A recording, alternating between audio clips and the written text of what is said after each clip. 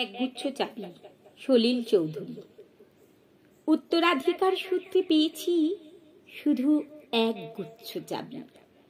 ছোট বড় মোটা বেটে নানা রকমের নানা ধরনের চাবি।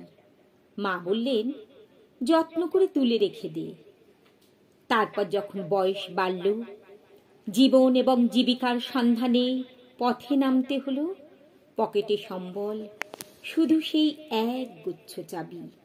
ছোট বড় মোটা বেটে নানা রকমের নানা ধরনের চাবি। কিন্তু যেখানেই যাই সামনে দেখি প্রকাণ্ড এক দরজা, আর তাতে ঝুলছে প্রকাণ্ড এক তালা।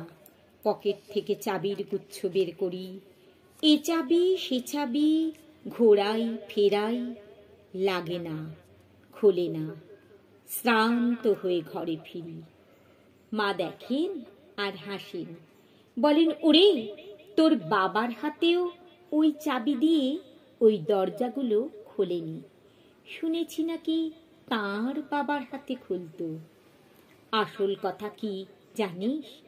এসব চাবি হলো সততার, সত্যের, যুক্তির, নিষ্ঠার। আজকাল আর এসব চাবি দিয়ে এসব দরজাগুলো খোলে না। তবু তুই ফেলে দিস না। তুই যখন চলে যাবি তোর সন্তানদের হাতে দিয়ে যাস এসব চাবির গুচ্ছ।